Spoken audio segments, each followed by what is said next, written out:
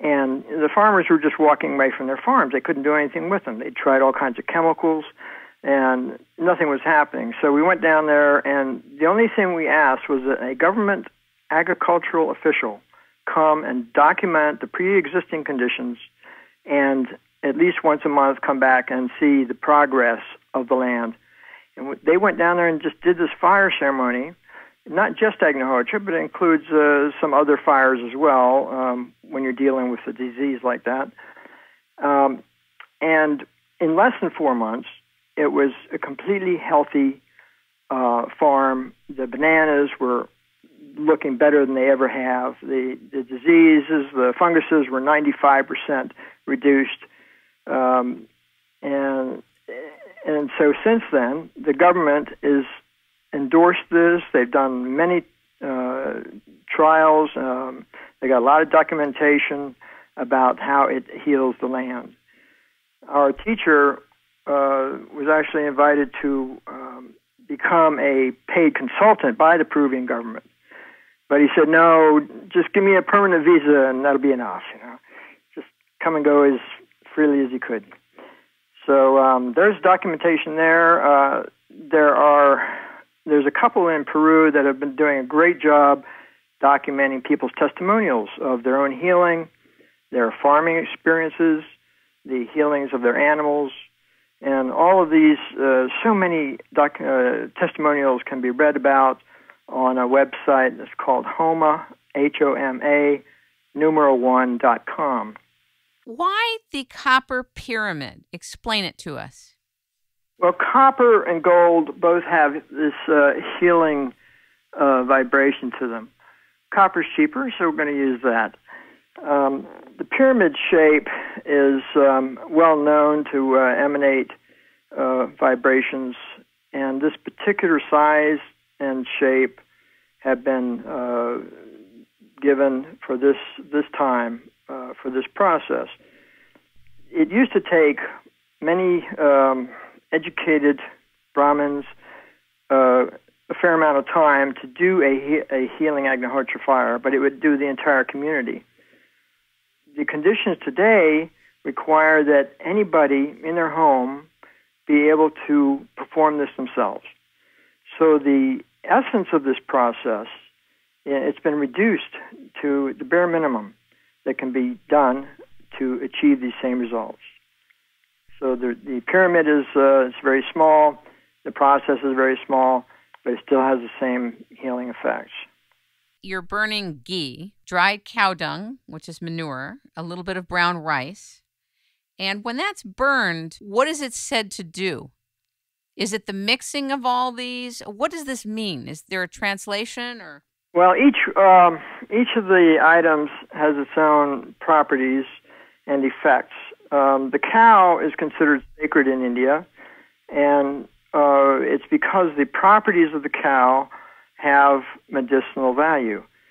The ghee is the only substance we know of which does not lose weight when you burn it. This means it atomizes and goes up with the heat of the fire. And when you're doing it outside in a garden, the ghee attaches itself to the molecular structure of the soil, and this helps to retain the moisture. And so a garden where Agnihotra is done will not succumb to a drought where neighboring gardens will. Ghee is used to draw infection out of the body. I've used it many times to, if I have a splinter and it's infected, I'll put ghee on a Band-Aid, and within 24 hours it just draws the splinter out and the infection is eliminated. There are many things that ghee can be used for. The Cowdung is this Russian scientist. This is very interesting. Russian scientists studied the Vedas, and they found out that radiation cannot penetrate dried cow manure. And I read in Newsweek magazine that they insulate the bottom of their space capsules with dried cow manure to protect their cosmonauts, because on reentry there's a terrible bombardment of the radiation. You mean the Van Allen radiation belt? I don't know. Yeah, it's probably something like that. Now that's fascinating. So the correlation then exists in my mind that if you're burning cow dung, then that's going to neutralize the radiation in the atmosphere. The breath of the cow is used in Scandinavian treatment to cure early cases of tuberculosis. You put a patient in a shed with a cow, and it breathes a breath, and it'll cure the tuberculosis. How much do you think that this process, this healing fire, Agnihotra, part of it is intent, part of it is the timing in which intent is being directed in combination with these mantras? It's bringing all this together. This is a purely scientific process. You don't have to have any particular intention. You just have to do it correctly, on time, with the correct mantras, and it'll work. A scientist in a laboratory can get the same results. Interesting. Talk a little bit about the ceremonies where many people have come together to do this. Do you call it a ritual? Ceremony, I suppose. Okay. I guess you can call it a ritual.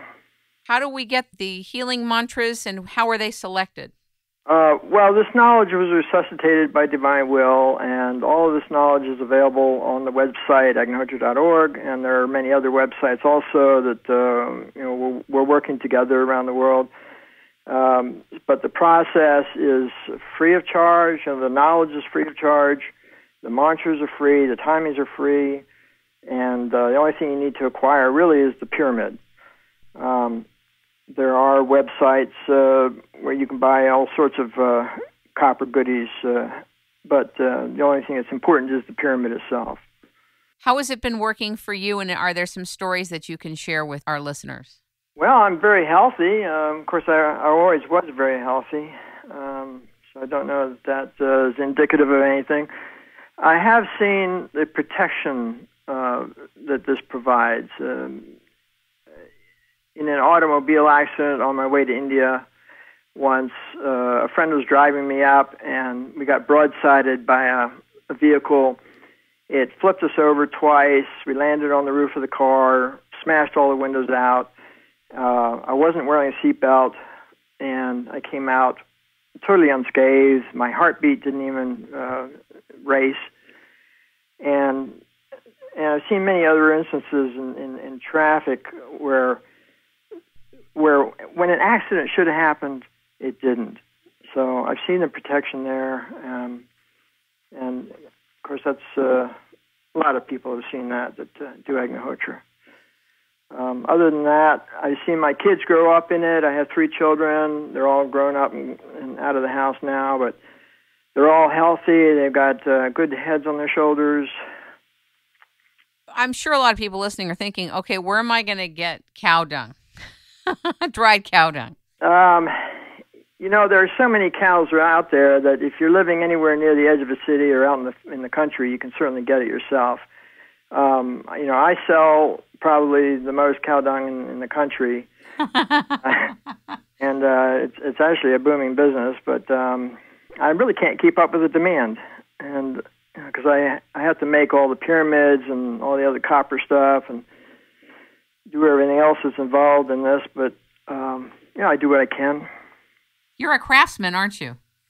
I'm a cabinet maker, yes. Yeah. It's an interesting life you lead.